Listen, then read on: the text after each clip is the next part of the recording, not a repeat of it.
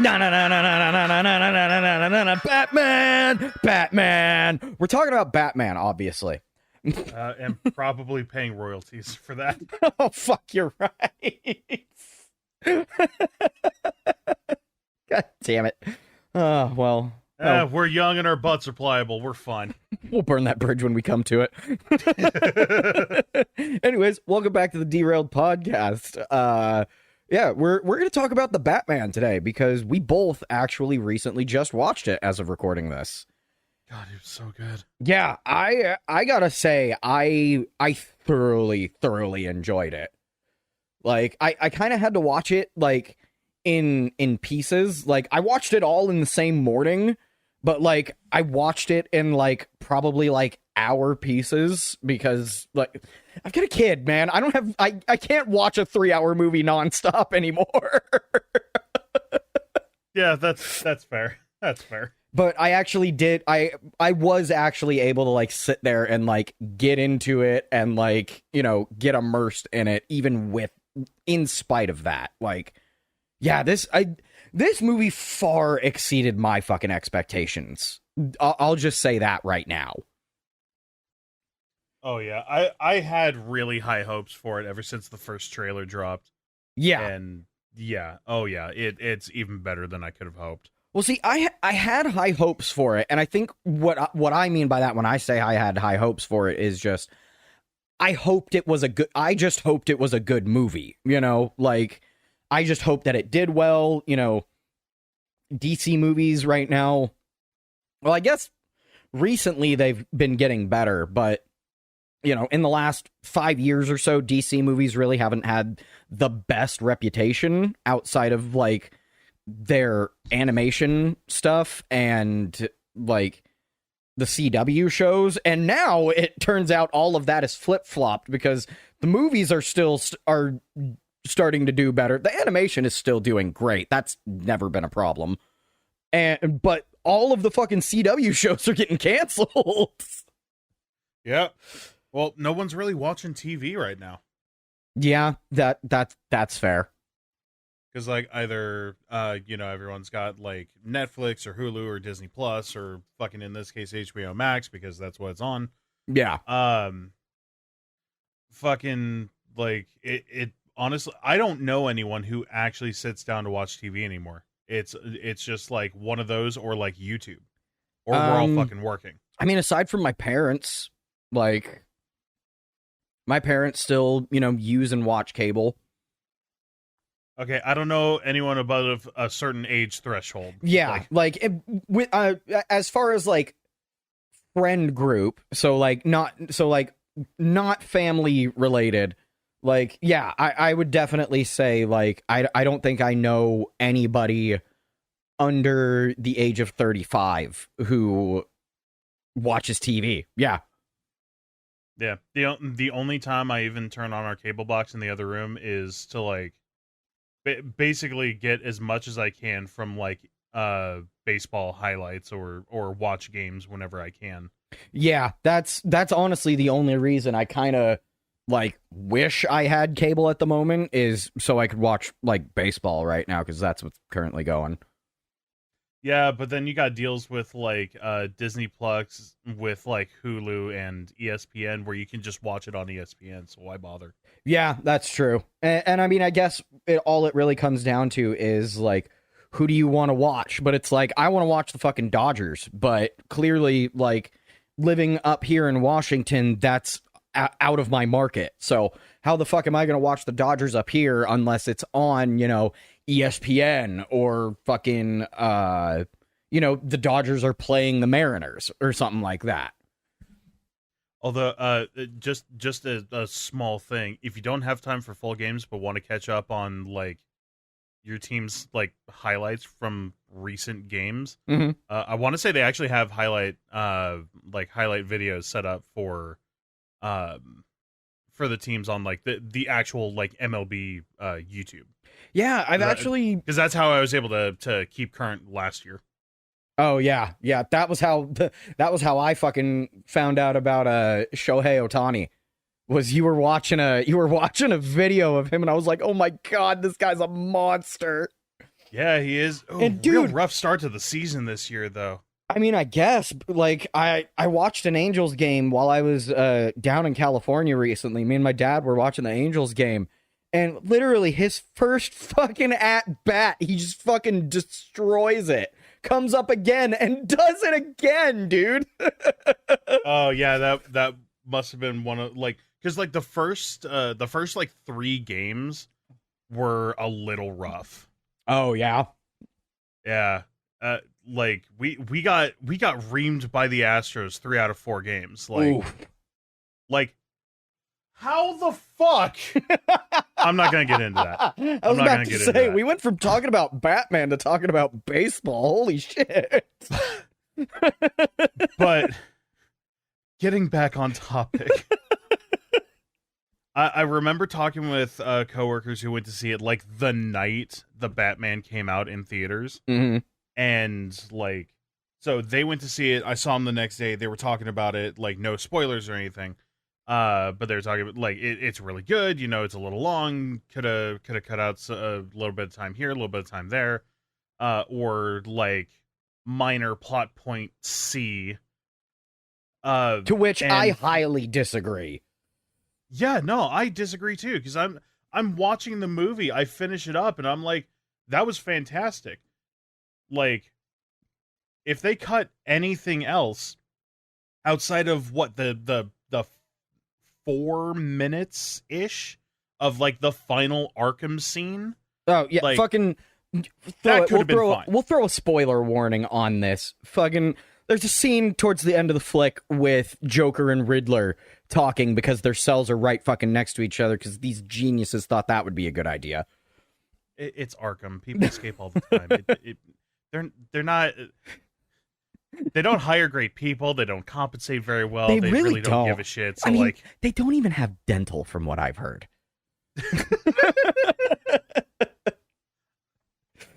God, that just fucking throws me back to the cartoon series. It's just like, oh god, I forget exactly what the line is, but it just ends with the Joker saying, "But the IRS." Oh yeah, no. I'll take on Batman, but the IRS, no, thank you. Yeah, exactly. But yeah, like I watched that entire movie, and I love slow burn in just about everything. If it's got a good story, I don't care how long it takes. It doesn't usually feel slow. Oh yeah, to me. Because I watch D&D content in my spare time. I mean, shit, I'm a fucking nerd. My first exposure to like movies being like super long like that was probably the extended editions of Lord of the Rings. I feel like that's a lot of people's go-to in our generation. Yeah, who actually enjoy fantasy talking about that. Yeah, but like, yeah, the extended, even the regular movies, it's like the shortest one was what, 2.5, and the longest one being almost 4. Yeah, I think Return of the King is like 3.5 hours long. Yeah, and that's not the extended edition. I think the extended edition is like 4 hours and 15 minutes or some shit like that. Yeah, it's almost 4.5 hours. But yeah, like Return of the King was so long that we had an intermission in theaters. Oh, I love that fucking movie. I vividly remember that. Because I was the kid who like could hold it, like, right, no matter what, but my mom couldn't. So like she, like every that intermission hit and she bolted. Yes, she was like, I really hope there's a break because I think I'm gonna piss myself. And then the video cut. There was a thing on screen for an intermission, and she goes, "Yes!" It just goes like, oh god. But yeah, I love long form content, so sitting through this was no chore. It wasn't even sitting through it. It was just fucking enjoying it. Shit. Oh, 100%. And like could have cut a little bit here and a little bit there and cut like plot point C or whatever. No way. It's like, no, absolutely all not. Of the plot points were connected. Yeah, it's a fucking detective story. It's not like it was just pointless fucking B plot. No, it actually had a purpose. Yeah, it's like you could argue that, like, okay, going back to another Batman movie, The Dark Knight, which is honestly one of, like, outside of this, I think that one was my top Batman movie for a long time. Oh no, this one easily fucking trounced that for me. I love Heath Ledger's performance as the Joker. That is still one of my all-time favorite just performances of all time. But this, holy shit, the Batman just blew that fucking movie out of the water. So it's like, if you really want to say, oh, cut this here, cut that there, it's like, okay, you could have gone into just the start of the movie without going into the heist scene. Oh, but yeah. The heist scene is what set the tone for the movie and is, like, one of the best opening cinematics that we've ever gotten. Oh, God. Especially in a comic book movie. Oh, yeah. So it's like, if you think of it, like, story-wise, or what can we cut to make it, like, more cohesive or better for the audience or whatever, with limited attention spans, or whatever the fuck you want to call it, like, okay, yeah, you could probably do that. But that would have ruined the fucking film. Oh, absolutely. And I thoroughly believe that everything in this movie was planned out. At most, I would say cut the final Arkham scene and save that as a teaser for the next film, which has been announced. Yeah. They're making a sequel. Yeah. Which fucking, we'll get into that in a minute, because I want to keep on this one before we get too sidetracked on anything, because God, this movie deserves that kind of attention. like I haven't enjoyed a Batman movie this much since The Dark Knight. For me, The Dark Knight Rises is lukewarm at best for me. Like, I absolutely love fucking why am I losing his name? Tom Hardy? Yeah. Yeah, I absolutely Bane, love right? Yeah, I love his performance as Bane. Like, I know it's been memed to hell, and I will admit still, like, I do find the voice a little goofy, but I love it. Because I think I'm not sure what he was trying to do, but at the same time, I feel like it could have been a lot worse, because you could have had this. I think he's English, right? Is he English or Australian? No, I believe he's from the UK. Let me fact check that. Yeah, I'm not 100% sure, but like, he put on a voice. Okay, so what? Like, I feel like he did that probably because his normal voice wasn't enough to project through that mask. Yes, he's from the UK. Okay, yeah. So, and I feel like people probably would have gotten really weird if this dude from the UK just was doing a Hispanic accent. because if we wanted a more comic book version, accurate version of the character, Bane would have been Hispanic. Literally a luchador. Yeah. Well, if they were more comic accurate, they also would have, had the Venom solution. There somewhere. I'm maybe? honestly surprised that they didn't make that a part of it at all. But then again, I'm not that surprised, considering how much of a departure from the source material it was, while still sticking to the source material. I don't know how Christopher Nolan did that. It's just what can we do to keep it as close as possible while making it as real as possible. Yeah. And then he talked to like 30 people and they all went, this. Military and Batman in Chicago. Essentially. That's what I hear a lot of people calling the Nolan trilogy now, is military Batman in Chicago. I mean, it's honestly the most realistic portrayal of a Batman that we can, well, not that we can get, but like we could get at the time. I was about to say, because this one, like, all of his gadgets are actually pretty plausible. I do want to see, like, God, that makes me miss Mythbusters so goddamn much. I would love to see the grappling hook. Oh, with him running down the side of the building? No, that, like, okay, I've seen that happen. Like, okay, so side note. We're still talking about Batman. I'm getting into a different franchise. Have you seen Mission Impossible? Specifically, Ghost Protocol. I have not seen that one. I haven't seen anything past the third one. Okay, 4, Ghost Protocol. They scale the Burj Khalifa. And that is a thing that Tom Cruise does, is running down the side of the building on the rope. And as we all know, he does his own stunts for these fucking movies. Yes, and he will kill himself eventually, but until that day comes, dude, keep him coming. It's gonna be glorious when he does it, though. That's the thing. Like, yeah, it's probably gonna suck for some people, you know, because I know Tom Cruise isn't exactly the most likable guy, but, like, as far as an actor goes, he works fucking hard. 100%.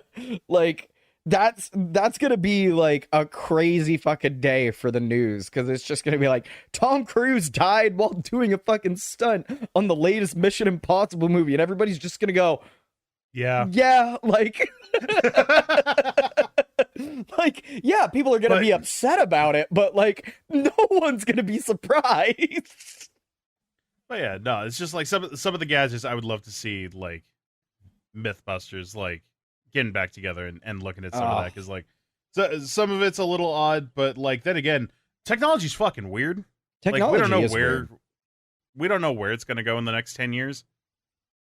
I mean, shit, I feel like we already have, like, stuff like that fucking, like, contact lens camera thing. Yes, we actually do. That is not quite to the extent. that exact. Yeah, but yes, we do. I mean, we have augmented reality fucking sunglasses. Yeah, that's true. Where like you can actually glassless glasses with augmented reality, so you can, like, no one else can see it, but you can see like a heads up display and see when you're getting a call, and you know the fucking like the like quote that, unquote Google glasses or whatever that they were trying to put out, like that Free Guy like, movie that ago. just came out. Stuff like that. Like, I haven't seen it yet, but it's so good. But I know what you're talking about, and yes, that tech isn't quite that advanced, but it is available. Right. But yeah. So, yeah. That, and oh my god, dude, I fucking loved the Batmobile in this movie. I absolutely loved the Batmobile in this movie. A fucking muscle car? It sounded so meaty when he was revving it up, too. Just...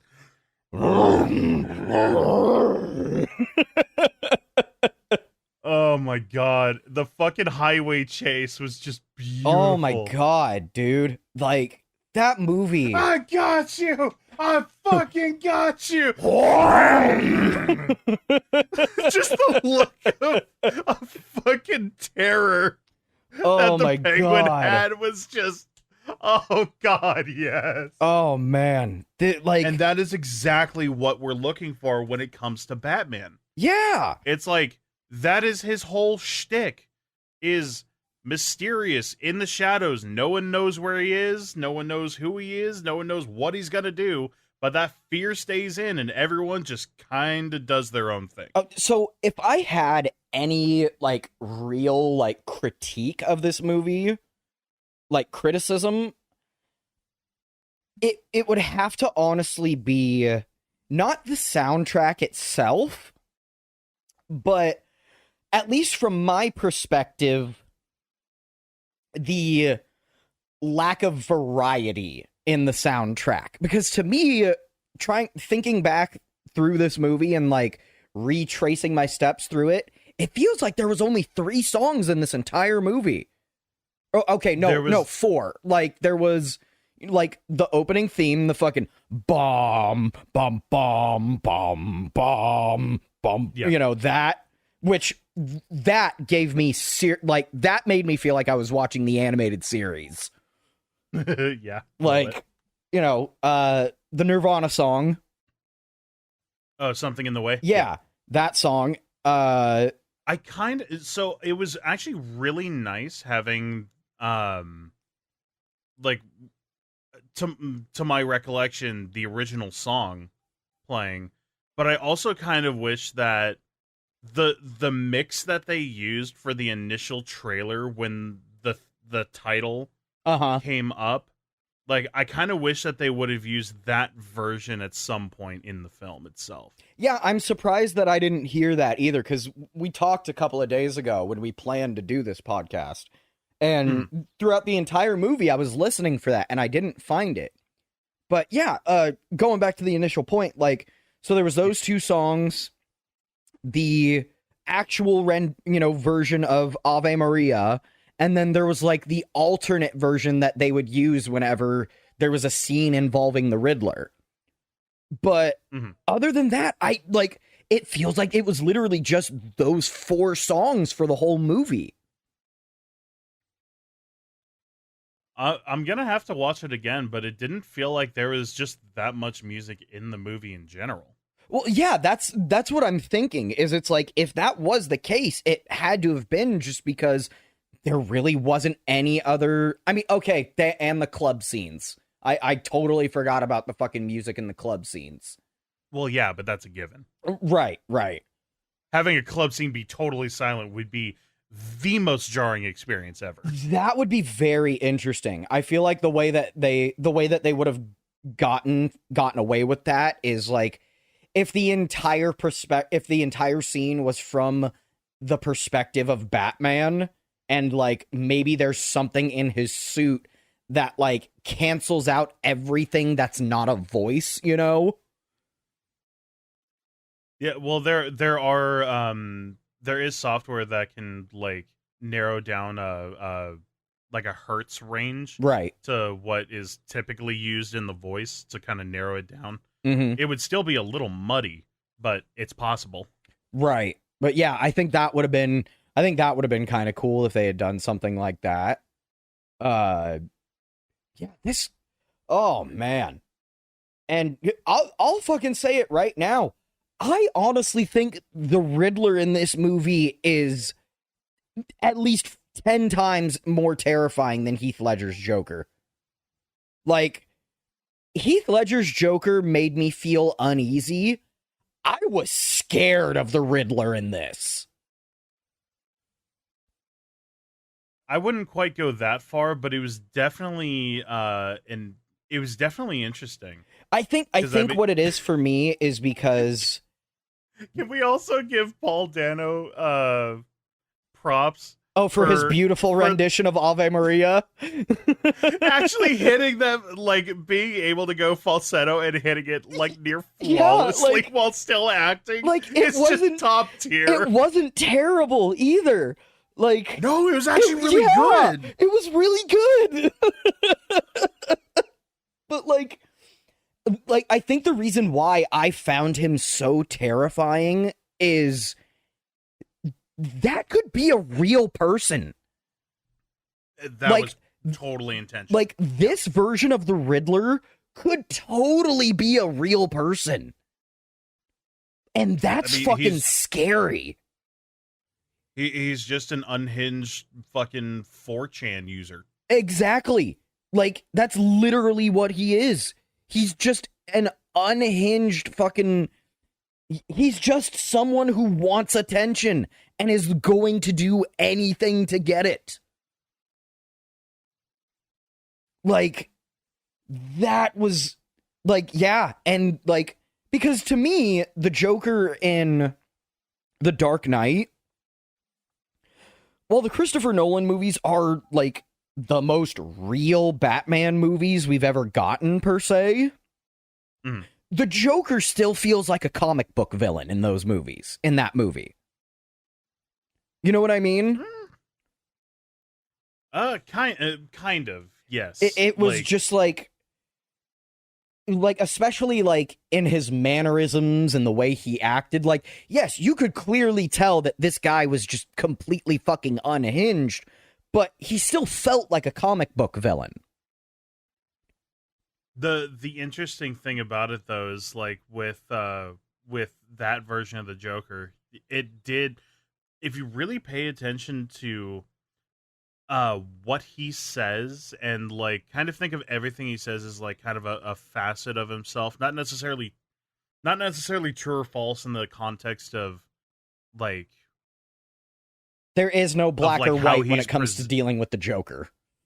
well, yeah, but I mean, even talking about like talking about like a military background or like sticking a razor in my mouth and like just like everything he says, if you think of it from like this is a metaphor for something, or in some cases like the bombing and like a soldier left to die, like maybe that actually was his experience. There's been a lot of speculation that he was a soldier that just kind of went off the rails Yeah.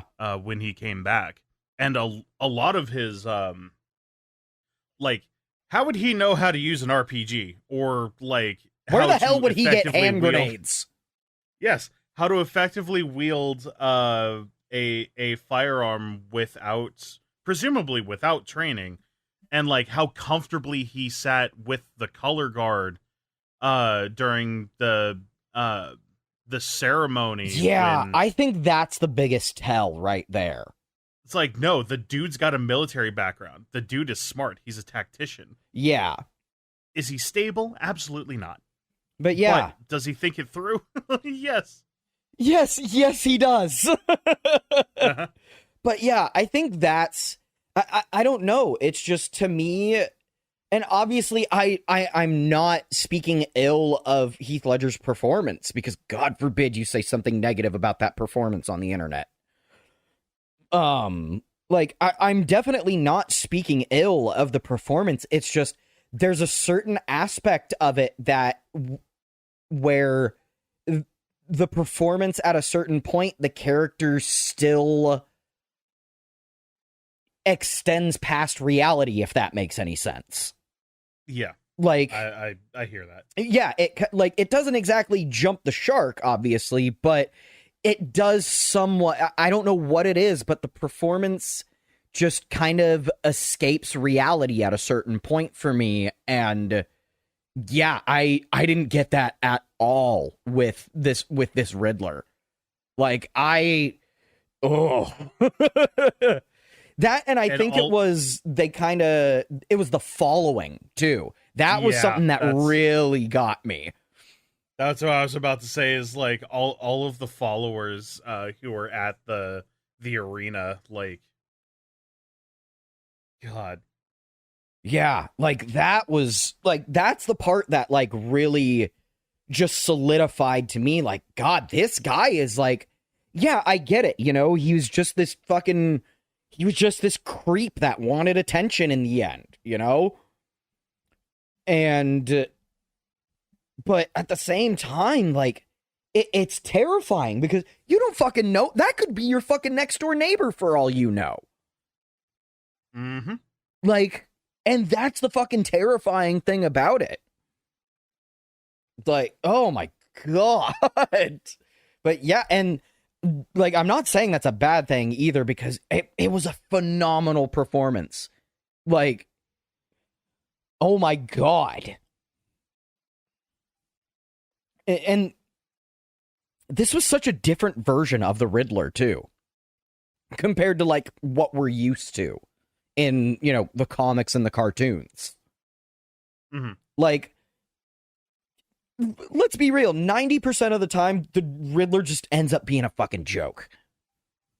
Like, he's a goofball character, I mean, up until this, the best performance that we had ever had of the Riddler was from Jim Carrey.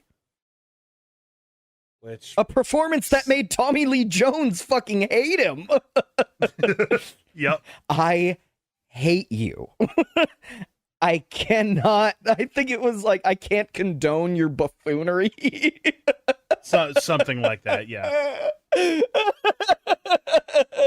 It's just, I love Jim Carrey's delivery of that story. He grabbed me by my shoulders and his face went completely white and he said, I hate you. Yeah. Fuck. I still do think that if we got a different interpretation of the Riddler, I would still love to see Timothy Olyphant as a different kind of Riddler. Yeah, because like this has now kind of like set the bar for a whole new kind of Riddler. Mm-hmm. Like I'm very interested to see. Like I know nothing about the comic book origins of this Riddler. Like maybe this is, you know, what one of the versions of the Riddler is like in the comics. I don't know. I'm not a DC reader.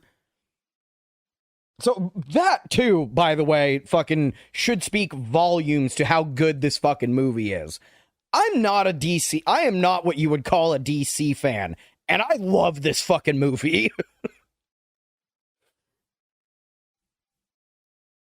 We could honestly gush about this for fucking days. We already have. Dude, we really could. But like one of my finishing thoughts that I really want to say about it is one of the things that really disappointed me about this movie is there were a lot of moments where there were a lot of like really like intense, like kind of like sexually charged moments between Catwoman and Batman in this movie. Uh-huh. And I don't remember what moment it was, but there was one moment where Hannah was sitting here watching this movie with me, and out of the corner, and all she hears, she doesn't see me, but all she hears come out of my mouth is, "Eat her pussy, Batman! Piss off all the nerds!"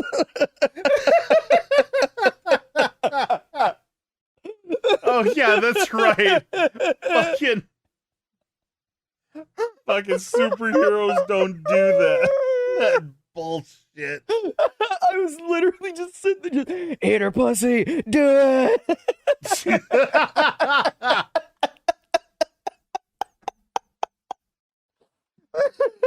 Oh my god. Oh fuck. Anyways, so yeah, The Batman is a really good fucking movie. If you haven't checked it out yet, please fucking do so. If you have an HBO Max subscription, you've already paid the $15. Watch it. So yeah.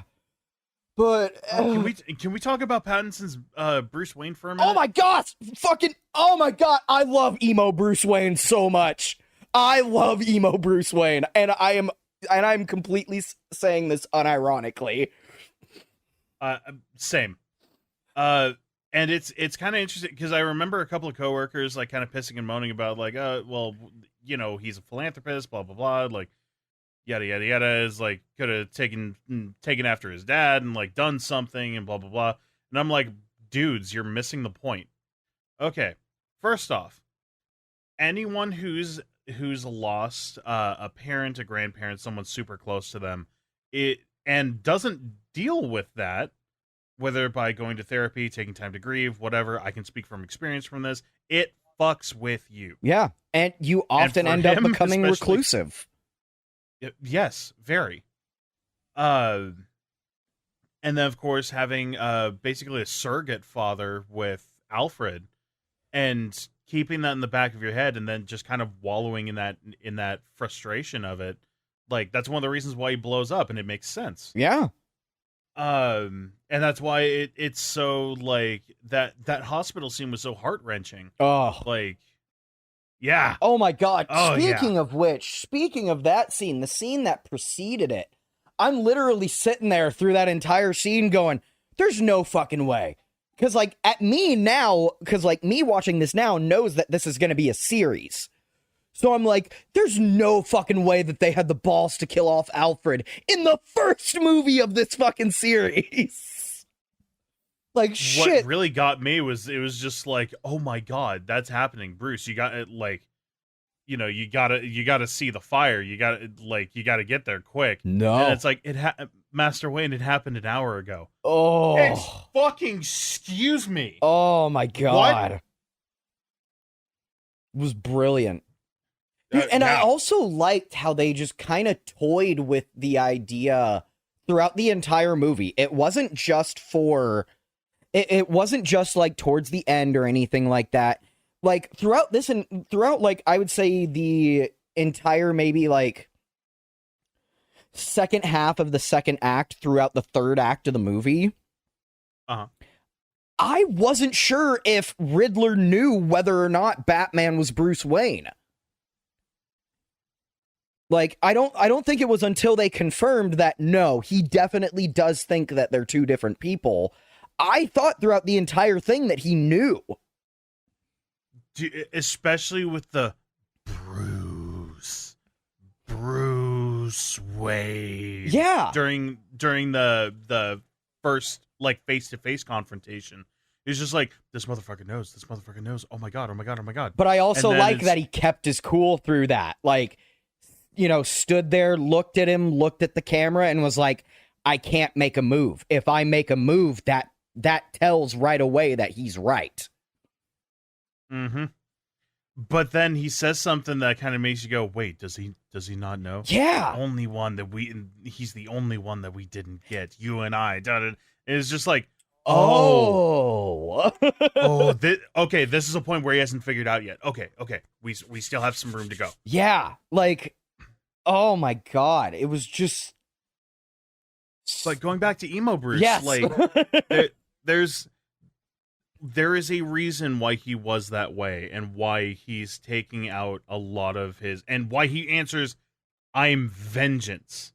Like, that's him letting out all of this grief and shit that he deals with. And angst. Like, yeah, just everything that he hasn't been able to let go. So it's like, okay, now we've got the sea gate, or the seawall breaking. We've got the whole city flooding, and we've got all of these people stranded. That is where the philanthropy is going to come in. Mm-hmm. I feel like the philanthropist Bruce that we've seen in, like, The Dark Knight, and what we typically see in a Batman show, series, movie, whatever. Yeah. That is going to be the next Batman. We had to see him go through what he did in this film to get there. Which is what I think is great about this, because I think it's great because, first of all, this is just a great movie in general. But at the same time, they managed to give the first movie in a series, this is just the first one, they gave it the same amount of weight, gravity, and character development that the entire Homecoming trilogy did of Spider-Man. Which is a feat. This is me giving a Batman movie higher praise than Spider-Man. This is a good movie. Y'all need to go watch this shit. Like, for context, if we haven't made it apparent, yeah, we both grew up with Marvel Comics, and Spider-Man is our absolute favorite. Yeah, like, so no questions asked. The fact that I just gave a higher compliment to a Batman movie using Spider-Man as the comparison, like, that should mean a whole hell of a lot. But yeah, like, they managed to do what Marvel did with 3 movies of Spider-Man in a single 3-hour movie. But then again, Batman is kind of in that same boat as Spider-Man, where we don't need to see the origin story again. We've seen it done 1,000 times over. And I'm glad we didn't. I'm glad we got, yeah, like, everything that happens with like him growing up without the parents, his history with Alfred, becoming the Batman. That was all, like, basically that was all just exposition or hinted at with, like, different scenes. Yeah, like, because that was what I loved, is the fact that this isn't a year 1 story. No, this is a year 2 story. He says it at the beginning of the movie. He's already been at this for 2 years. Yeah. And also the mistakes that he makes, okay, that also makes sense. Yep. He's not going to be perfect. He's just getting into it. I mean, shit, from what it looks like, his bulletproof armor is new. Because people are shooting at him only to realize that he's bulletproof. So the bulletproof armor is definitely a new thing. Which, God, did that shotgun make me real worried during the last What's really funny confrontation. What's really funny is like the fact that he was still alive after that made me fucking go, how much can this fucking armor take? Like he just took buckshot pretty much point blank and he's still alive. Barely. Barely. I mean, shit, he needed a shot of adrenaline to get through the rest of the movie. You right? Which I thought was really cool, that there was the little fucking thing on the leg of his suit for that specifically. Oh, dude, it was genius, because you gotta know, like, you know, something bad happens, all right, next time, we gotta compensate for that. Some new bad thing happens, okay, we gotta compensate for that. He probably got shot. Oh, yeah. Which is why the bulletproof armor. And it's just like, okay, there had to have been a situation where he was actually knocked out cold, and he was lucky that he didn't get killed. Yeah. Like, okay, and there's one scene that I gotta talk about. I know it's one of the more controversial scenes in the movie. The scene where he follows Selena and, you know, figures out where she lives and shit like that, and he's, like, watching her through the window. A lot of people have been getting uppity about that scene because, you know, oh, it's fucking creeper status. And I'm like, it's fucking Batman. He's kind of a creep. Let's just get over that. One, he's a little bit of a creep. Two, he is a detective. Like, if you hire an investigator, that is what they do. Have you ever met a detective? That's why I didn't say detective. Yeah. I said private investigator. No, I know. But yes, it like, if you hire a private investigator, like, those are the extents they go to. It's like, yeah, they check every source they can, and that does include, like, yeah, you might see someone in their underwear. Yeah, especially if it's because, you know, cheating spouse and whatnot. Yeah. And it's just like,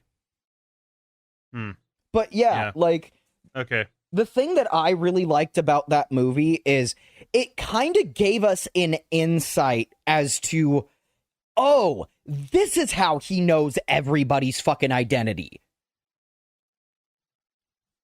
Like, we actually, see something suspicious and it's just like, all right. Time to get the bike. Exactly. Like that it answers like as to how he knows everybody's identity. Like, you know, we all know that, like, if you follow Batman in any capacity at this point, you know that Batman has a contingency plan, and the contingency plan is literally a fail-safe way to defeat every single super person he's ever come into contact with, friend or foe. And also a contingency for them in case he goes rogue, which is a detail that I love that everyone forgets. Yeah. And that's because in all of the scenarios where he goes rogue, he can't be stopped. Mm-hmm. And we got to see that through the Bat Who Laughs series. All of the alternate Batmen that he pulls in on his side, those are all Batmen who have snapped. Mm-hmm. So it's like, it's crazy that he has a contingency plan for himself, but he knows that it probably won't work. Like, but yeah, like, I love that we got a little bit of insight as to his investigative style. I actually really like that. Because I feel like that's something we don't see enough of in Batman movies. We see a lot of him, you know, being the billionaire, being the philanthropist and shit like that. We see a lot of him, you know, fighting people as Batman, but we never get to see the world's greatest detective side. Like, we maybe sometimes see the world's greatest forensic analyst, like in the Nolan movies, because he wasn't a detective in those movies. He was a forensic analyst, essentially.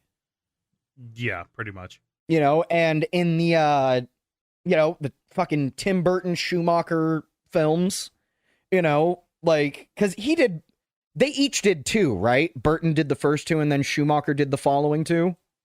I believe that is the case. Okay. Yeah, in those movies, I don't think we ever saw the detective side of him. We maybe saw, like, small things of it, like with, I honestly can't tell you if we ever actually got to see, like, the detective side of Batman in those. Yeah, no, not so much. I think the best interpretation of seeing a detective Batman, only because you could kind of take it at your own pace and you had the gadgets for it, was the Arkham series. Yeah. The Arkham games. Yeah. But yeah, like, they actually did such a good job. And it's like, and we just talked about the whole, like, I'm vengeance thing. Like, we talked about that, and it as cool as it was, and I understand the reasoning behind it. Do you know how irritating it was that all of those perfect spikers just got let down by that line? Like, just that first one, especially. Just, who the hell are you? Who the hell do you think you are? Just, I'm Batman. Just fucking say it. Like, honestly, I was glad that with the subversion. I mean, because it was just like, who the hell are you supposed to be? I'm vengeance. I'm vengeance. Oh, that's actually another thing that I wanted to bring up. Pattinson didn't put on a voice for his Batman, and I actually really appreciate that. Because you had fucking Christian Bale with, gargling hot tar. So that's what that feels like. Fucking, and then you've got as much as I love Batfleck, don't get me wrong, I love Batfleck, super gravelly. Like, not quite hot tar, but super gravelly. Which one is super gravelly? Batfleck? Batfleck. That was it wasn't awful, because he, like, partially used his own voice. Right. But, like, most of it, I felt like dealt with the voice modulation, which is built into his suit. Right. So that's another thing, is like, oh, he actually utilizes modulation to hide his voice rather than, where is she? Where's the detonator? Where's my butthole, Alfred? But yeah, I actually really liked the fact that Pattinson he didn't put on a voice. And I actually super appreciated that.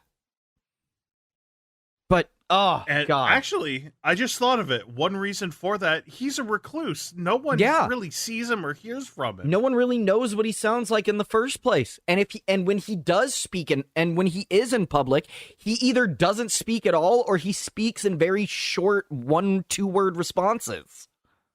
Yeah, the most you got out of him as Bruce Wayne, outside of when he's, like, back at home, is at the club when he's talking to the mob boss. Falcone, yeah.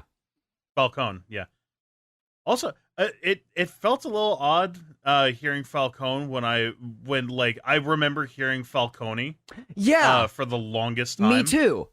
So now I'm just kind of like, fuck, which is it? I think it's a matter of interpretation, Fair enough. Like, maybe that's just what everybody kept reading, and it was just like, there's no point in trying to correct everyone on set. I'm just going to look like an asshole if I do that. So, yeah, just, God, I want to keep going on and on about all of the different actors in this movie, because all of the performances were phenomenal. Like, everybody just knocked this movie out of the fucking park, man. Yeah, it was fantastic. My God. Hey, man, I hate to interrupt this awesome episode of the Derailed Podcast, but I got a couple of announcements I got to get out of the way first, because we've got some big things going on. Like, did you know that right now, as you're listening to this podcast on YouTube, you could be listening to it on fucking Spotify? Yeah, that's right. Thanks to Anchor FM, you can now listen to the Derailed Podcast on Spotify, and soon you'll be able to listen to it on other podcasting services as well. Just give us a little bit of time. We're working on it. And you may be sitting there watching this on YouTube right now thinking, well, shit, what's going to happen to the YouTube version? Nothing. Staying right there. But the release schedule is going to change up a little bit. So the version of the podcast you're going to get on Spotify is going to be coming out on Wednesdays, while the YouTube version is going to come out on Fridays. So that means if you want to listen to the Derailed Podcast a whole 2 days before it releases on YouTube, you can do that over on Spotify. Also, if you want a sneak peek at what's coming up next week, be sure to keep an eye on the YouTube channel, as that's the only place you're going to get content like that. But alright, enough of me yammering. Let's get back into the show. Okay, man. So, in the last episode, we talked about Legend of Zelda quite extensively, and we're going to continue that here today because we didn't get through the entire series. And last we left off, we were about to get into the titles of which I am probably the most familiar with.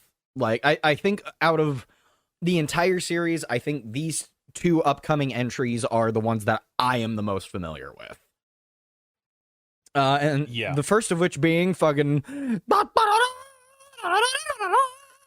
Ocarina of Time. What else would it be if I did music like that?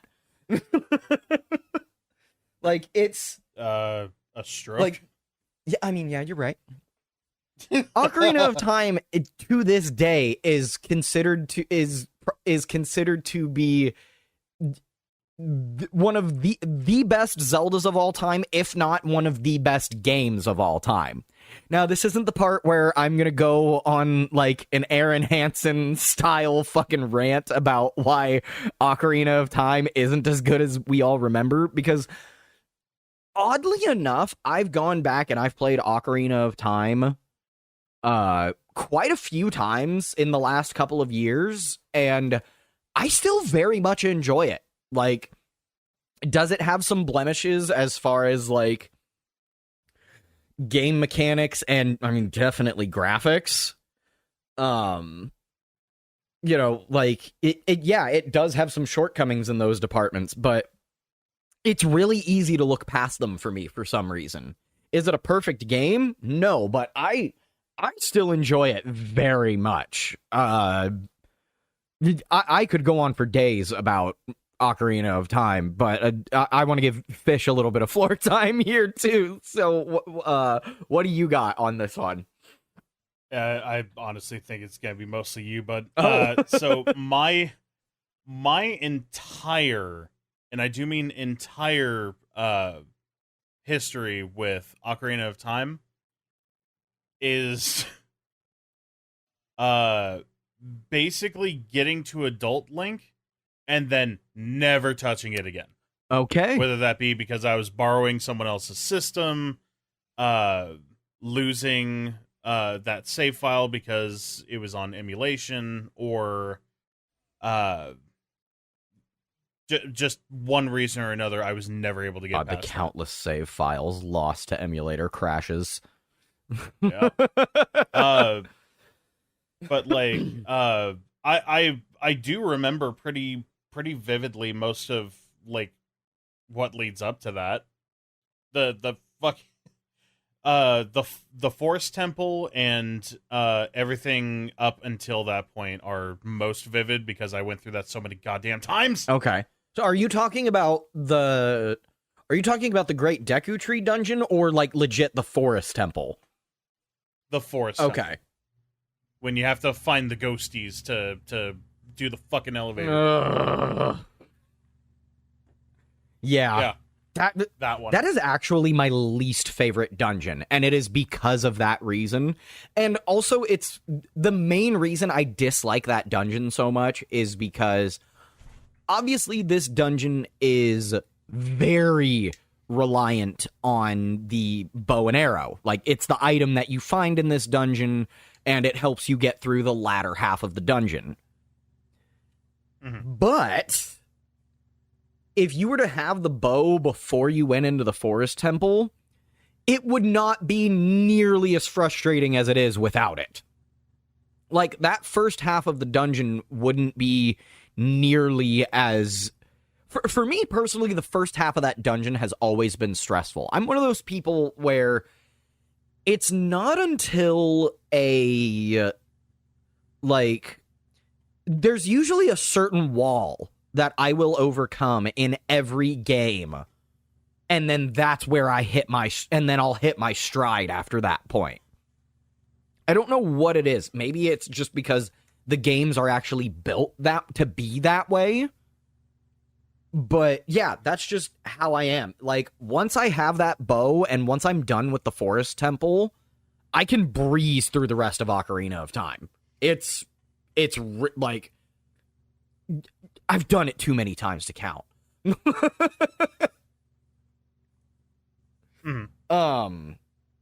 But yeah, the forest temple, for some reason, granted,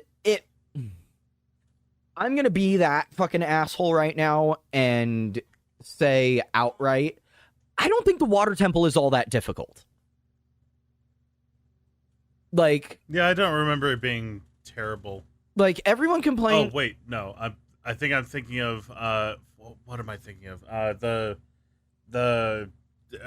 saving the princess. You have to get past the fat fish. Then you go into the thing's stomach. Yeah, Lord that's Jabu not Jabu. the actual water temple. No, I feel like that would be considered the water dungeon, because the first three, like, main areas are considered dungeons, and then after that it's temples. Okay, so the temples are, like, after Adult Link? Yes. Okay, then I guess I never got to the temples. but I do remember the forest temple. Yeah, the forest temple being because the ghosties I dealt with at one point. Yeah. But yeah, like, I remember so the water temple in Ocarina of Time has, like, it is literally notorious in just gaming in general. Like, even if you haven't played Ocarina of Time, you've heard about its water temple at some point in time, I'm sure. And the main reason... Here are the main two reasons that everybody complains about it. Number one is because you constantly have to change in and out of the iron boots. So you're constantly having to open up the pause menu, go to the equipment screen, change into the iron boots, close the fucking pause menu, only to use the iron boots for a very short period and then have to open up the pause menu, go to the equipment screen, equip the regular boots. It can get tedious considering how many times you have to do it in the water temple. Okay, I see now. Because I remember when the 3DS version came out, having that little selectable thing on the bottom screen to be able to just toggle them on and off was such a godsend. Yeah, for most people I knew. Yeah, they turned it into what essentially is known in specifically the Nintendo 64 era games as a C button item, because you would equip them to one of the 3 C buttons. I would say 4, but the 4th one, for whatever reason, was never able to be used as an item slot. It was always used to go into pointless first-person mode. I think the first person was to try and find as many... God, I can never remember how to pronounce it. Skulltulas? I guess, but... That's the only reason I even used it. But then again... was to find a handful of those. You probably more than likely used your slingshot, because your slingshot puts you in first-person mode. That is fair. And you get the slingshot in the first dungeon. So it's like, why not have just left that upper C button free to be able to equip a 4th item? And thankfully, they thought of that when it came to the 3DS version. Well, fuck, I don't know then. But yeah, so that's reason number one, people hate the water temple. And number two, a lot of people say that it's confusing and hard to navigate. No, you just don't pay close enough attention. Because there is one room in specific that I know gets everybody stuck. So, when you first enter the water temple, there's like a giant pillar in the middle of the room. And it's got platforms around it. And each platform is a different floor. So, there's a certain point where you go into this pillar and you have to raise the water level within this pillar. Once you raise the water level, a cutscene will play. And mind you, I will admit that in the original version of the game, and just the N64 version of the game, I should say in general, they did not make this cutscene long enough for you to notice. But if you are paying attention, you will see that when a block raises up in this room, there is a lower level underneath that block. And that is what the majority of people miss when they play through the water temple for the first time. So they will end up wandering around it for hours, looking for just this last key. If I could just find this last key, I could finish this temple and never have to come back here. But it's because they don't pay close enough attention when they're in that room. In later versions of the game, they fixed that by making that cutscene, by making that specific shot of the cutscene last longer. Like, it holds on the hole that you can see after the block raises up. But, yeah, fucking Ocarina of Time is, in my opinion, because, you know, everybody's got their different opinions about shit now, and that's good. That's a good thing. Ocarina of Time still holds up really well. On the other hand,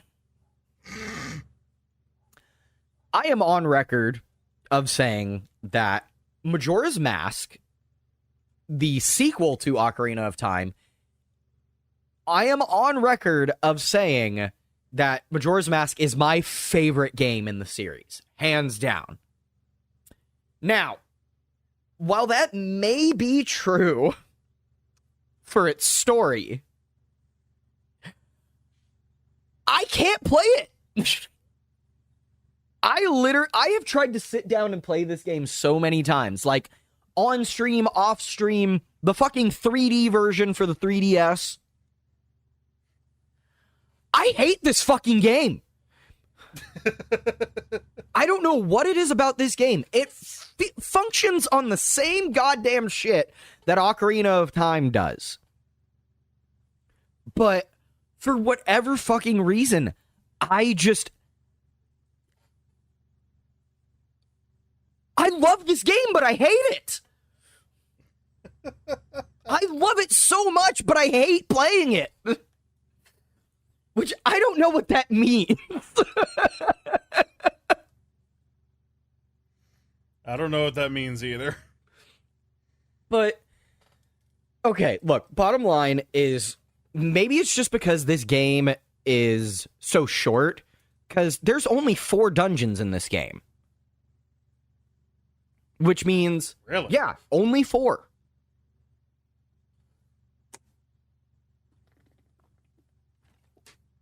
Oh, sorry, I had to take a drink of water. I'm getting really emotional about this.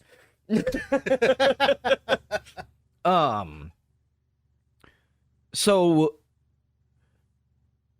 I loved the concept of the masks, like all of the different collectible masks, and that was super cool. There were the ones that turned you into other shit, you know, like that was super fucking cool. And if you collected all of them, you would get the Fierce Deity mask, which was only usable during boss fights, but it was still really cool.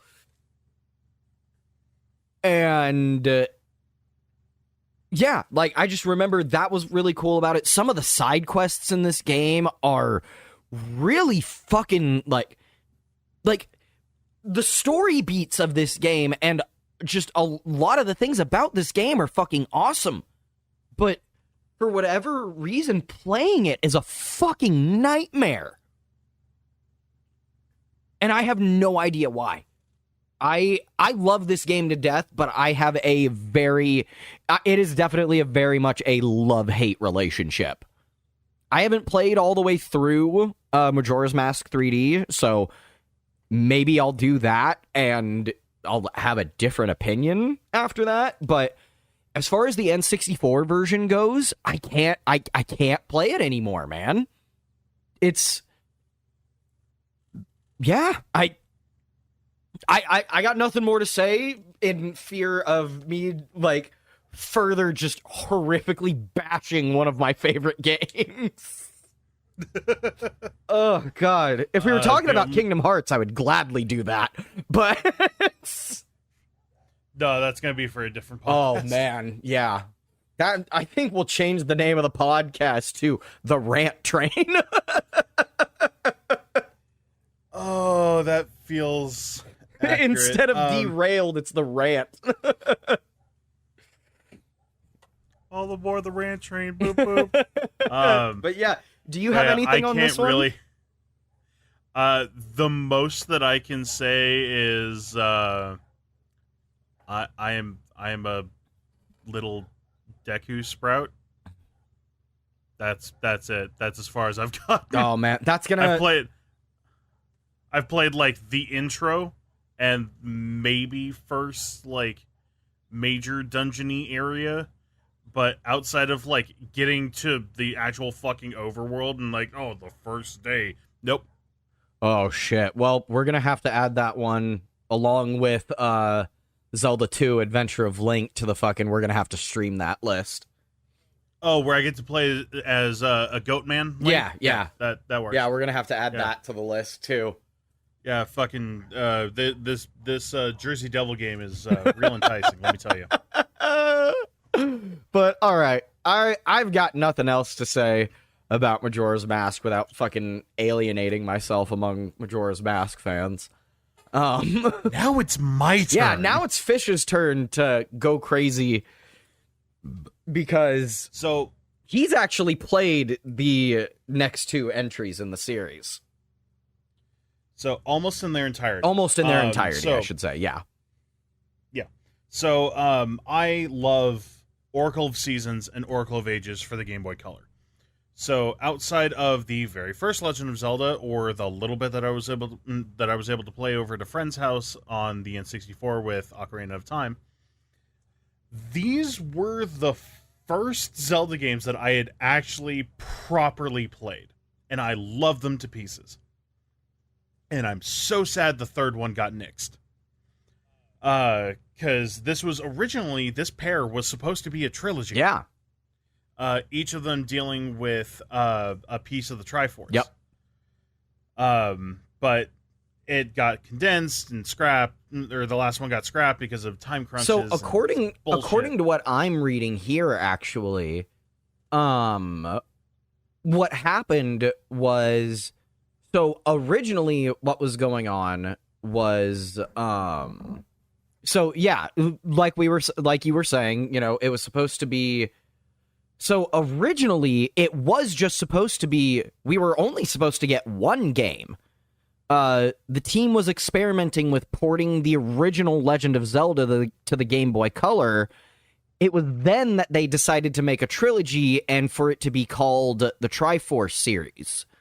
So what ended up happening that ended up reducing it down to two titles, I guess the password linking system that's used for the two games that ended up coming out, I guess the password system when it came to the three games just proved to be a very troublesome concept.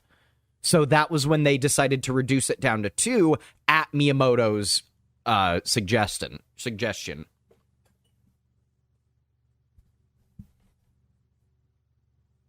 Yeah. So and that's interesting, considering they made an entire ending that was based on the two linked passwords that you got. Right. So, so Oracle of Seasons, I believe that was Din, that you're trying to save. She gets captured by broski named Onyx, which badass looking dude. Yeah. fucking like kind of a weird pixel art like introduction to like fucking Final Fantasy bosses. If No shit. If you had never played Final Fantasy anything before. And to go on top of that, the fact that he's actually a fucking dragon adds to that even more. Yeah, totally fair. Fucking spoilers for a... How old is this? How old are these games? 2001. Spoilers for a 21-year-old game. The Nightman is a dragon. Yeah, this game can legally drink. It's fascinating. Hey! But yeah, fucking I love these games. So Oracle of Seasons deals with Din and Onyx, and then the other one deals with I believe it's Twinrova. I think they play a part in it. Yeah, they play a big part of it. Because it was Nehru. I usually say Nehru. I've always said okay, Nehru, but that's just simply based on spelling alone. Anyways, she's the main focus of this one, and instead of like in Oracle of Seasons, use like a magic rod and collect the elements, and you can like swing it on a tree stump and change the seasons to figure out puzzles and shit. It's fun. Little frustrating, especially when you need to get items in the underworld, and it's honestly, the underworld is my least favorite part of it. Right. But very, very, very fun game. Oh yeah. And like was my introduction into the 8 dungeon structure. Oh wow. Yeah. So then we had Oracle of Ages, which deals with time, as the name suggests. You get a harp, and then you can learn tunes. It's very reminiscent of our little ocarina boy. Very reminiscent, especially considering that it deals with time travel and shit. Uh-huh. But instead of like getting older or younger or whatever, it is like taking yourself and planting you, like I forget if it's like hundreds or thousands of years in the past, or the present. Closer to what Link to the Past did with the Dark World. I didn't learn until recently that when you go to the Dark World in A Link to the Past, you're not going to an alternate version of Hyrule. You're going to Hyrule in the future after it's taken over by Ganon when he gets the Triforce. Oh. Yeah. You're just... That I didn't know either. That's why it's called A Link to the Past. Because you're in the past and jumping forward? I'm assuming... Or I had it backwards, and you're going back in time to when Ganon first had the Triforce. Like, when he was first sealed away. But either way, like, yeah, A Link to the Past isn't just a fancy title. It actually has to do with time travel. Mm-hmm. But yeah, that fucking... That always fascinated me, that I've been paying attention to this series for years, and I just maybe learned that about 2 years ago. Well, I mean, we've played the game I don't know how many times, and it's not like super apparent. Like it's not like in your face, like someone says anything, right, or something like that. It's kind of speculation. But okay. But yeah, Oracle of Ages does that too. Continue on. Well, yeah. So it's like the thing with like the interesting thing between the two is like one physically captures Din like in a fucking crystal, while the other one gets possessed. Like you can see skin color change and that sort of thing, and she's not quite acting herself. Yeah, God, I can't remember what the villain's name is in that one. It's like a witch, isn't it? Yes. So, looking it up again. Because, yeah, I honestly don't fully remember.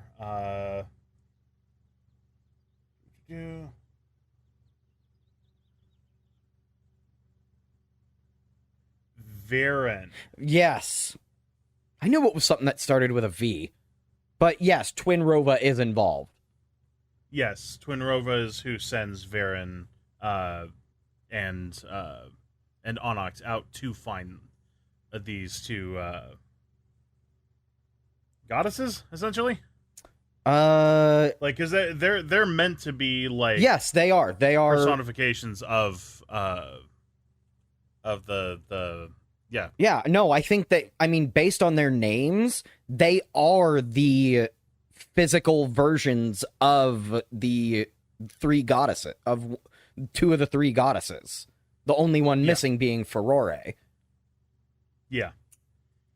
But yeah, so and then you get the linked ending, which after you complete both games, you get 2 different passwords, and you can link one to the other, and essentially you get like essentially another dungeon.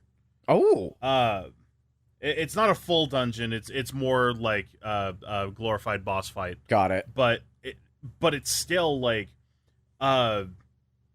you enter a warp point, you go to the Maku tree, and then face Twin Rova, who's trying to revive Ganon. And then you go through that boss fight and end up killing them, and an unfinished Ganon resurrection. I completely forgot. You free Zelda, and then you're able to get out of the castle that all this takes place in. Wait, Zelda's actually in these games?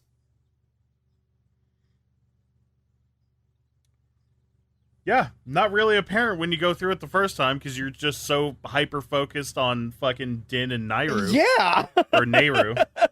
But the linked ending, you free Zelda from Twin Rova. Oh my god, I never knew that.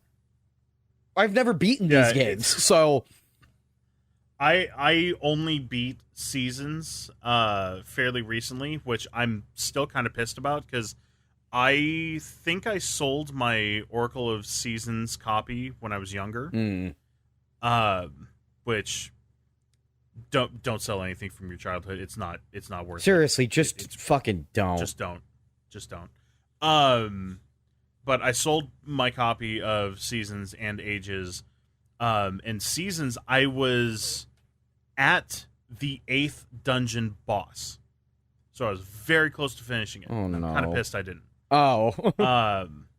But I ended up like streaming it when I was like trying to go for affiliate on Twitch. Yeah, you got to do the other one now. I do. It's been years, but you got to do the other one now.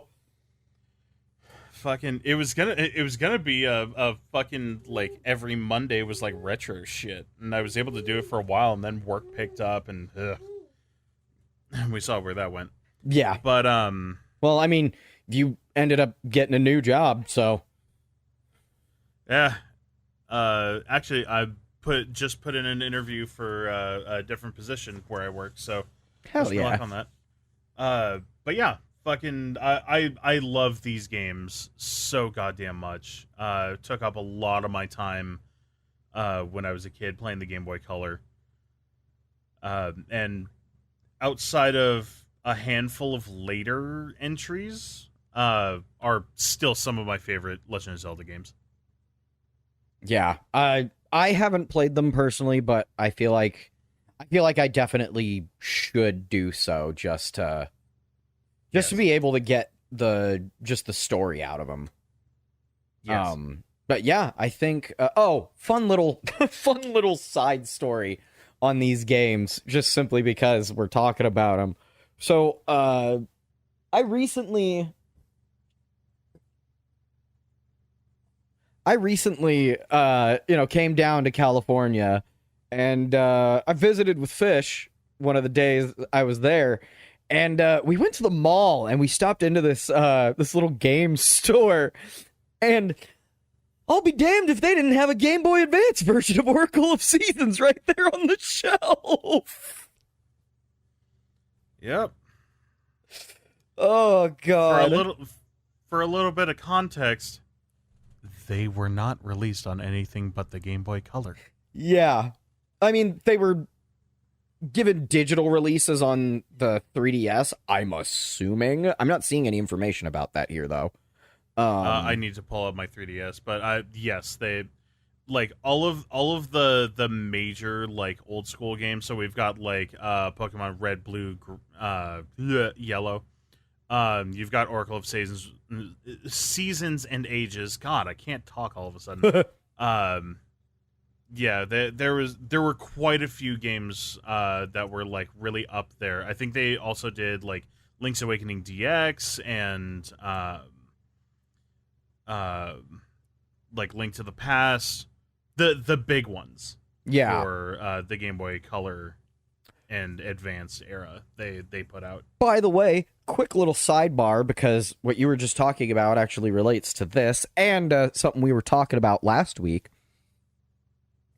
I said it was going to be at least a couple years before this happened, but it looks like we might be getting Game Boy games on the Switch sooner than expected. Wait, what? Did you hear about this? No. What? Yeah, hold on a sec. I'm looking this up. So, there was a recent... obviously, this is going to be something that you should take with a grain of salt, but there was a leak a couple of weeks ago. Actually, after, like, literally right after I got home from California, on April 18th, Nintendo's Game Boy Advance emulator for the Switch leaked. With the lists of games and everything. So what's the list? So it looks like it's going to be the start, like the first go out. We've got Ninja 5-0, Pokemon Pinball Ruby and Sapphire, Super Robot Tyson Original Generation, Tactics Ogre, The Knight of Lotus, Mario Kart, Kururin, Jesus, Pokemon Trade. Interesting. So that looks like the original Pokemon Game Boy games will be getting added at some points. Ooh. Golden Sun, the game that had the solar panel attached to it, and you could what was it like? You got like a boost of like damage in the sunlight or something like that. It was it was interesting. But yeah, there's Golden Sun and Golden Sun 2 were another couple of games that I thoroughly enjoyed when I was younger. Was the second one called Lost Age? Yes. That's listed here too. Fuck yes. Mr. Driller 2, Mario Bros. So the arcade game. Okay. And that seems to be it for the starting stuff. But yeah, this stuff, this got leaked. I'm taking it with a grain of salt, but we just have to wait for, we just have to wait for, this stuff to get added to, oh, and I found something else here. There is apparently these are all the games that they have tested on the Game Boy emulator for the Switch. Mm-hmm. We have Minish Cap, which is a game that we'll maybe be talking about today. Yoshi's Island, WarioWare Inc., Wario Land 4, Tactics Ogre, Super Robot Tyson, Super Mario Brothers 3, Metroid Zero Mission, Metroid Fusion, Mega Man Zero 3, Mega Man Battle Network 2, Mario vs. Donkey Kong, Mario Tennis, Mario Kart, Mario Golf, Mario and Luigi, Kirby Amazing Mirror, Gunstar Superhero, Game & Watch Gallery 4, Fire Emblem Sacred Stones, F-Zero, Castlevania, Aria of Sorrow. These are just games that they have tested, by the way. And even though there is a Game Boy emulator, only 4 playable games were found: Super Mario Land, Link's Awakening, Quicks, and Tetris. But yeah, so as of right now, it looks like I was right, motherfuckers. Nintendo's gonna release these games in some way for you to play them in this current day and age. You can go fuck yourselves. Back to the Zelda talk. Okay, moving on. We're going to talk about... So, technically, the next game in the series would be the Game Boy release of A Link to the Past and Four Swords. But we're going to talk about Four Swords later on, probably more than likely in the next episode. Yeah, because it fell into the 3DS era. Yeah. With, like...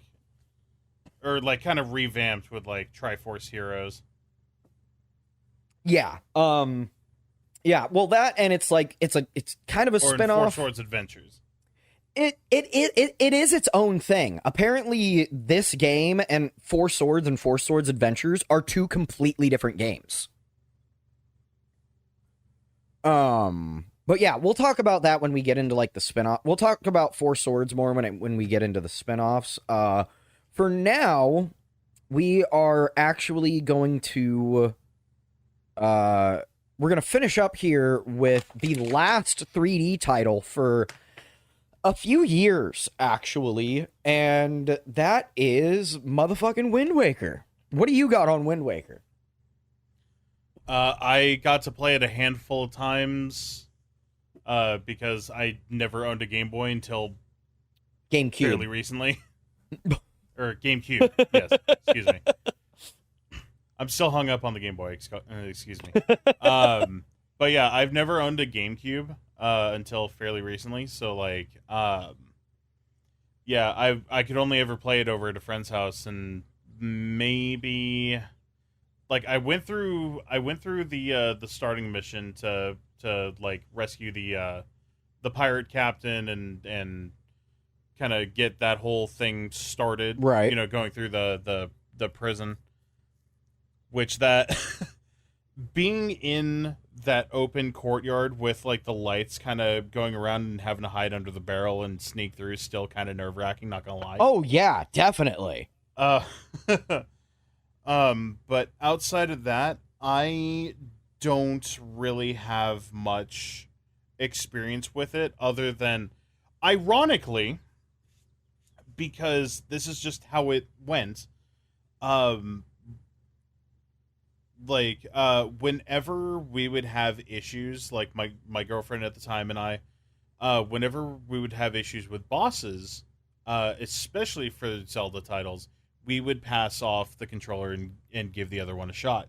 So I fought Ganon, or I fought Ganon at the end of Wind Waker, like, more often than actually playing the game. And like, I think I spent more time on that boss fight trying to help her out than actually like what I did trying to get through just the start of the game. So I would assume that means that you really weren't part of the initial crowd that backlashed against this game when it was announced. Nah, I still really don't understand the backlash. Like, it was just a different art style that was later implemented in a few other games, and everyone loved it. And it was just like, where the fuck did that come from? Well, let me tell you a little bit of a story here. Because like, I remember playing the demo like when the GameCube first came out, and like it was like a demo disc that you could play at the stand at fucking like Target. Yeah. And I remember playing that a few times and thinking, oh, that's different. You know, Link, whatever. Yeah. Because again, not really much experience with any of the other titles except for the Game Boy ones. Right. So yeah, okay. Yeah. So part of the reason this game had such backlash when it was first announced is because, first of all, you had pre-established fans of the series who had probably just been introduced to the series through Ocarina of Time. Mm-hmm. So that was the art style that they were used to. And then, on top of that, when the GameCube was first announced, now, there was a... this is actually talked about here on the page I'm looking at. So, when the GameCube was revealed, there was a software demonstration. And on that software demonstration, there was a duel between Ganon and Link, and it was done in the style of Ocarina of Time, but with the GameCube's engine. So, was it a pre-rendered video, or was it like an actual playable thing? It was not playable. It was... I believe it was a pre-rendered thing to kind of show off the graphics. Yeah, it kind of like the thing that we got for the Wii U. Remember, there was that Zelda footage in there that looked like it could have been a sequel to Twilight Princess, but it was just tech demo footage. Yeah. But yeah, that was what everyone's first exposure to what a Zelda game could possibly look like on the GameCube. So I'm not saying that that's what everyone was expecting the game to look like exactly, but I think it did put a preconceived notion in people's heads that, hey, we might be getting a continuation of Ocarina of Time. Mm-hmm. And then when Wind Waker was revealed a year later, oh, people were pissed. If there's one thing you can count on when it comes to gaming announcements and like new hardware and stuff, someone's always gonna get fucking mad about something. Well, and see, that was the crazy thing about this is, like, this was like, I mean, granted, it wasn't pre-internet, it was 2002, but this was before people really started using the internet to bitch. You know? Fair. So, like, there wasn't necessarily internet backlash from what I can remember. It was just the backlash in everybody, you know, in the word to mouth was so bad that it was noticeable. But yeah, Wind Waker, honestly, it's honestly one of my favorite titles in the series. The first time I played it, I didn't play it until like 2014, 2015. And I actually played it on a GameCube. And so at this time, the HD version was already out for the Wii U, which had some definitely quality of life features, namely being an item called the Swift Sail, because yeah, it made sailing go much faster.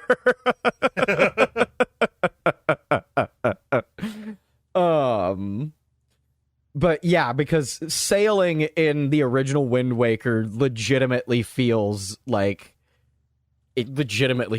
sailing. It takes fucking forever. Like, you thought getting around in Breath of the Wild took a long time? Nah, fam. Wait till you're on a boat and you can't travel via any other way except that damn boat. Jesus Christ. But honestly, I actually really enjoy Wind Waker a lot. I hope we get, like, a Switch version of it because I'm definitely not going to go out of my way to get a Wii U and get the HD version, let alone pick up a GameCube and probably pay $160 for a decent copy on the GameCube. Mm-hmm. Like, yeah, that's not realistic at this point in time for me. So I'm hoping that we get an HD version, but, you know, it'll probably be a few years before we even get that. I mean, we got Wind Waker HD and Twilight Princess HD on the Wii U, and then we, like, what, about a year ago got Skyward Sword HD on the Switch? Yeah. Was that last year? Yeah, it was last year. Yeah. So, but yeah, fucking... All right, that's going to do it for the Zelda talk this week. We will continue this in a part 3 in the next edition of the Derailed Podcast. But before we go here, horror movies, are they good or bad? I don't fucking know. See you next week. No, but... Fuck was that? In all seriousness, horror movies, specifically, there is a trend that has started in horror movies recently, and I want to say that... God, I guess it was the newest version of Halloween that did it. And horror movies have started this trend of bringing back original characters to have them fight the main villain of the series. And it seems like it's kind of hit and miss. It can be. You have, you know, the most recent Halloween movie being Halloween 2018, right? No, the most recent one now is the sequel, Halloween Well, Kills. no, I mean just like... I meant to say just like reboot. Yes. Yeah, so yeah. You've got Halloween 2018, which, you know, completely undoes everything after the first movie. So Halloween 2 and on has been retconned. Well, I think 3 was always retconned, but that's because it was a completely separate story. But which I would have liked to see where the series would have gone if it was an anthology series. I'm going to leave it at that. Same. Like, I love anthologies, so to see what could have happened had John Carpenter been allowed to do the anthology from the second movie on, I think maybe Season of the Witch wouldn't have the reputation that it does. Yeah, I agree with that. Yeah, but anyways, the Halloween 2018 retcons all of that, it even retcons the whole, fucking Michael Myers is Laurie Strode's fucking brother. Ooh. Honestly, kind of glad that they did away with that. Yeah, same. And how they did it was just beautiful. Because it was just like, didn't they say, like, you know, the guy that's going after, or the guy that escaped, isn't he like your grandma's brother or something? Oh no, that's something that the tabloids came up with to sell papers. It's bullshit. It's like, yes! Yeah, I loved that shit. It was amazing.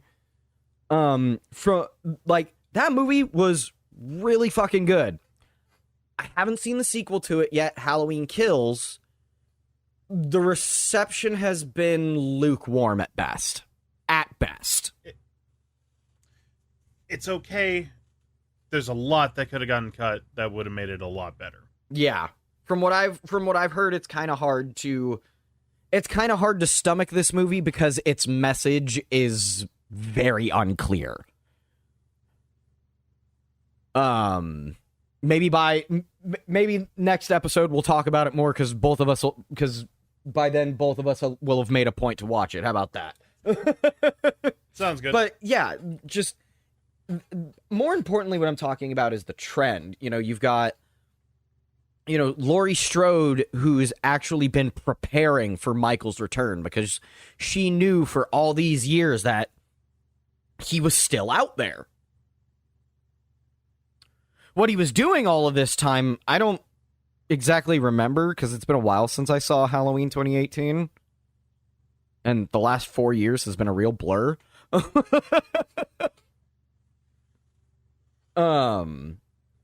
But yeah, like, did he just come back out of nowhere, or like, was he? Yeah, like, because from the way that the first Halloween ended, he just fucking poofed, vanished, right? From how 2018 ends? No, from like the original Halloween, like. Oh, the original, yes. So, you know, gets shot a few times, falls out of the balcony, is there for a second. Loomis turns around, checks on Laurie, comes back, and he's gone. Okay, so yeah. But what's alluded to in 2018, which is now the canon sequel. Yeah, I'm just gonna call it Halloween 2 2018.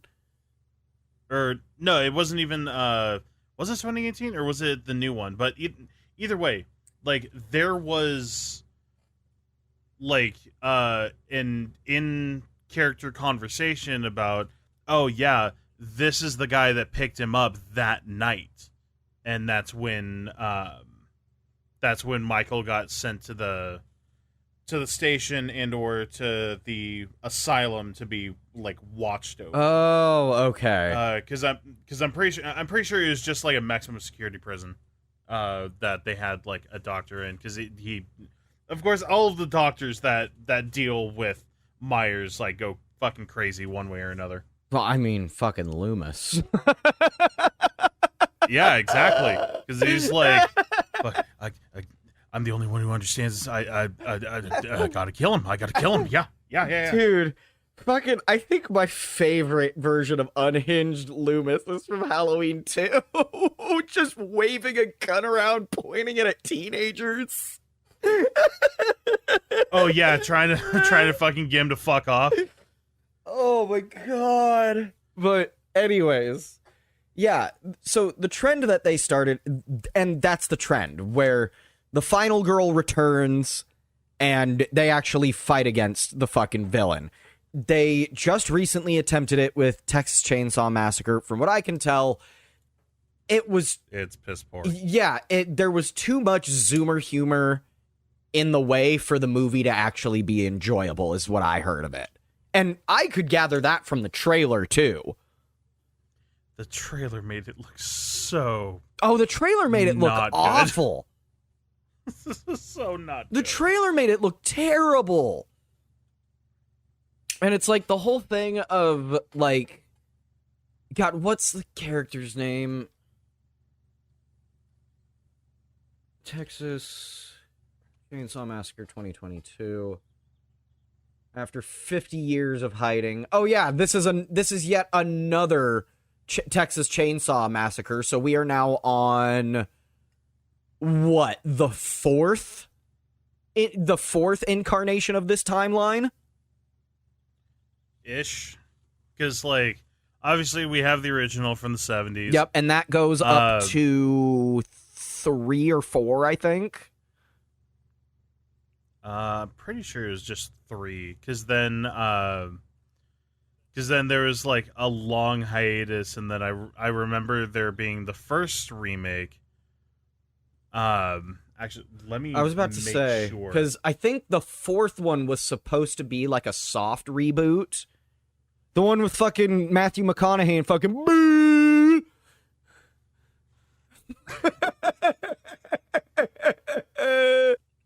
Jesus fucking Christ. Okay. So we had the first 3, which were 74, 86, and 90, respectively. Then we had the Next Generation, which was 95, which I am not sure about that one. Does this oh yeah, it is McConaughey. Oh, is that 4 or 3? 4. The Next Generation is number 4. Yeah, because it features fucking Renee Zellweger. Yeah, I can actually credit Dead Meat for this little piece of trivia here.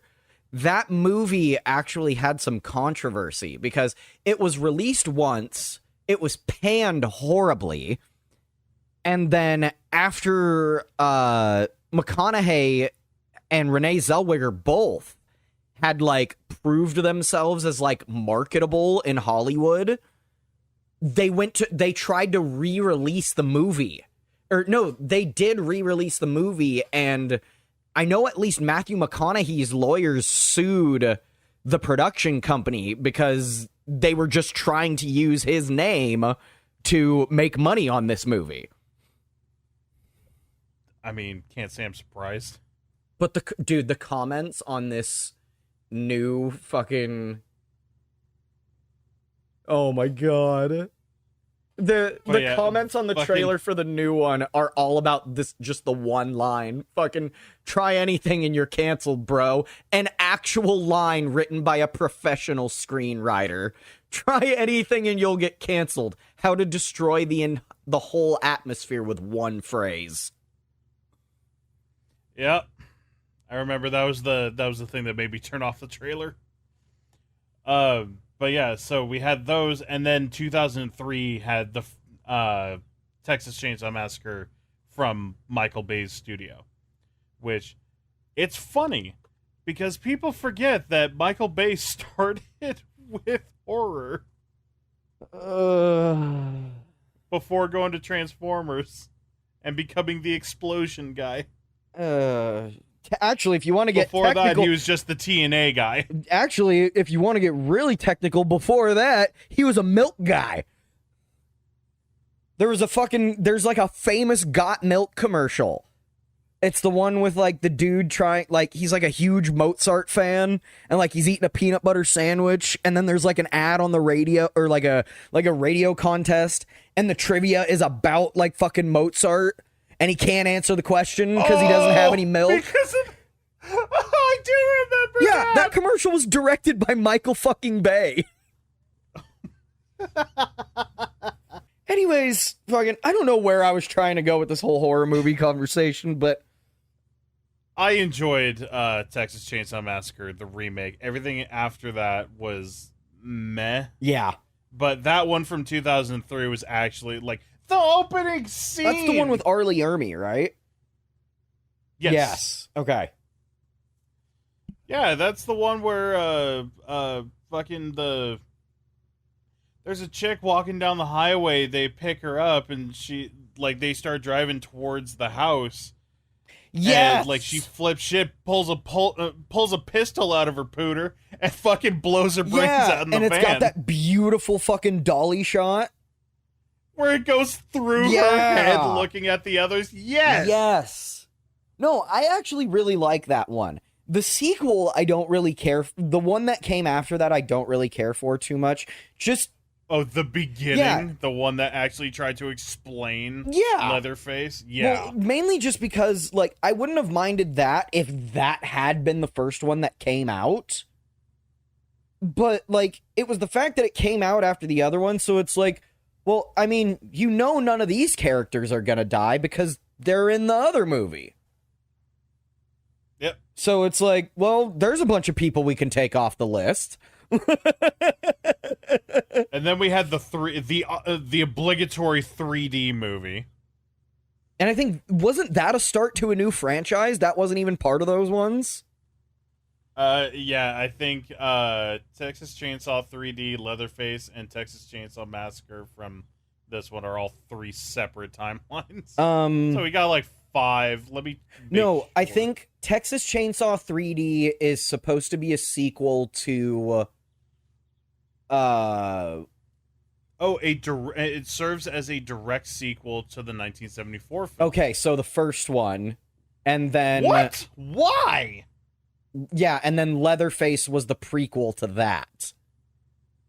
So Leatherface was supposed to be the prequel to the 1974 film. And then Texas Chainsaw Massacre is supposed to be another direct sequel to the original 74 film. Ignoring 3D, I'm assuming. I gotta assume. But yeah, as per usual, Texas Chainsaw, the timeline of it is a fucking mess. And yeah. Anyways, that's all the time we have for this week. I just need people to start making better films. Yeah. And then like make it a good film first. Make it a good horror film second. Yeah. Unless you know how to combine the two, because like dude, all of these horror films that have been coming out, like outside of a handful, have been like shit. Abysmal. Unless it's got James Wan's name on it, then it's like James Wan or Lee Winnell. Yeah. Like if either of them are a part of something, like there's a chance it's going to be good at worst. Yeah. But yeah. Fuck it. This has been the Derailed Podcast. I don't know how to end these things. Bye. This